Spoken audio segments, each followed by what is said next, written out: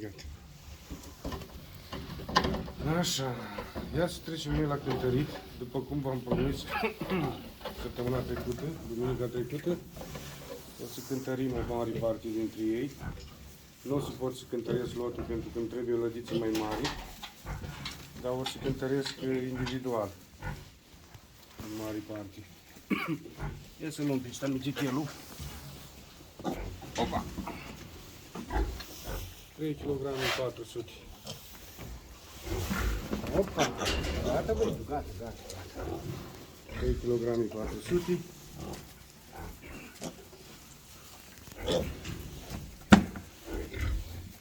Patru kilogrami. Se vede bine? Gata.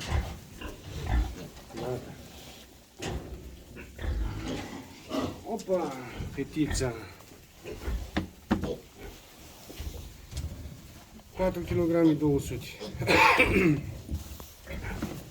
Opa! 4 kg 200.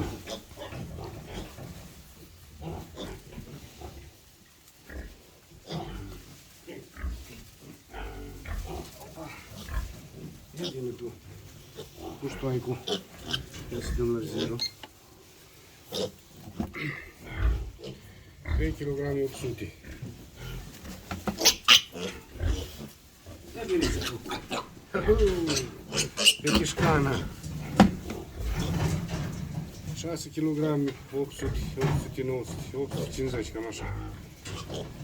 Asta, cuțicuța asta, e din alea 3 de la scrapă. Din alea 3 care vă sfătați. Ia uite. Gata. Toată mizitie. Cât o costat? 6 kg, poate. 600. Ia să vedem și băietul. Gata, tată. 600.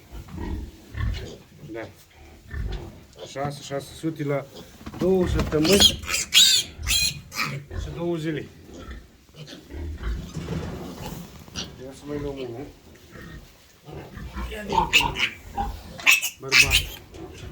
Ui, bărbat, de ce vă zic de nimic? Gata. 4600. 550, 600. Opa! Deci am avut minus. 3 kg 300 ce fac. Nu? Citit el.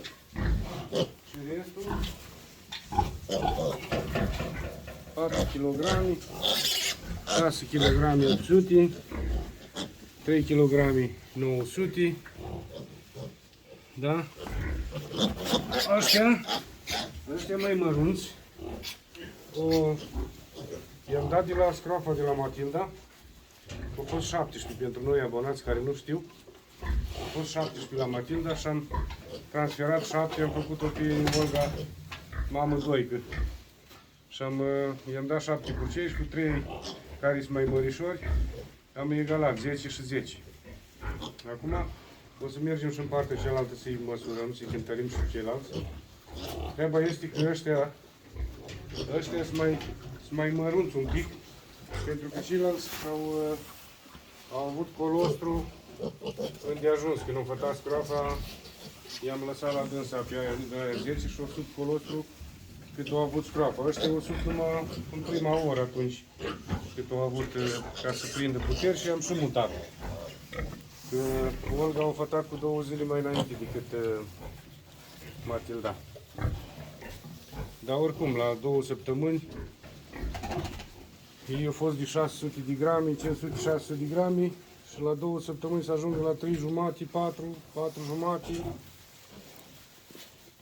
E foarte bine, spun eu, după părerea mea.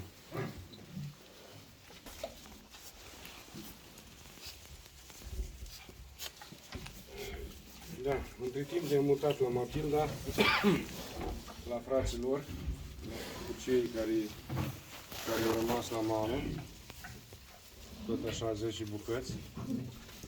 Și o să-i cântărim tot așa individual, să vedem diferența dintre ei. Oricum e mai grăsuț un pic față de ceilalți, că au avut colostru la discreție. Da, ia să vedem care-i treaba cu ei.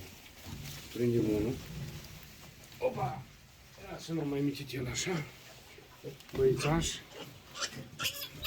Gata, gata, tată, gata. 4 kg 400. Da. Hai, hai. Opa. Ia vine și tu. Uite ești. Uite și puțin. 450. Hop. Gata, gata, gata, gata. Ia vine negru, ești tu așa.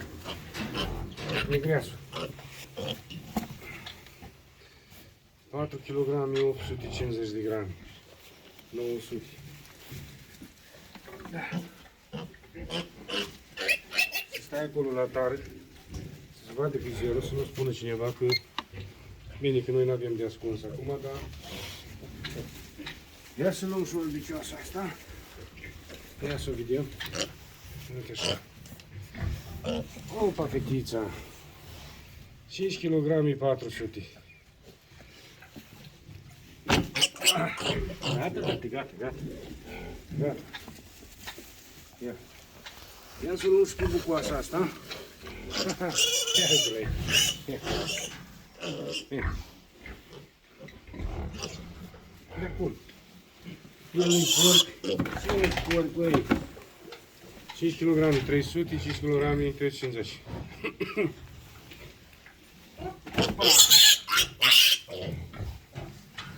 Așa. Ia să luăm pe asta.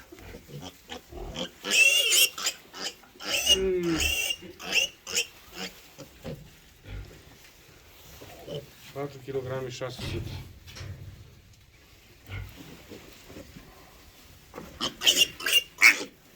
Da, butucei. Care nu l-am mai cântărit? Că nu mai știu acum. Și la alt parcă m-am cântărit. Să le oprește, că se plimbă pe aici de iure. Bărbat. 400. Da. Asta vreau să vă spun că purceluș la 2 săptămâni și 2 zile au ajuns între 3 kg 800 și 4 jumate, 5 jumate la celelalte 6 900 la Olga din aia 3. Eu spun că față de seriile precedente, seriile de astă vară din iunie, am crescut cu experiența și se vede după cum arată purceii și cum kilogramele care le iau la 2 săptămâni. Țin minte că anul trecut în vară am avut purcei la 3 săptămâni, la 3 kg jumate, la 3 kg jumătate. Acum, după cum ați văzut, am și de 5 jumate, și de 4 jumate, și de aproape 7 kg la vârsta de 2 săptămâni și 2 zile. Deci am progresat foarte mult. Dar dacă îi țineți la... aveți grijă de ei să le faceți medicamentația la timp în primele săptămâni Și mai exact în prima săptămână o să aveți purcei frumoși. Da. Vorbeam săptămâna asta cu cineva pe YouTube și apoi am intrat în privat și cineva, unul din abonați, care dintre primii abonați, mi-a zis că nu se poate compara cu mine, că eu sunt un om bogat. Eu nu sunt un bogat. N-am pus să fiu un bogat.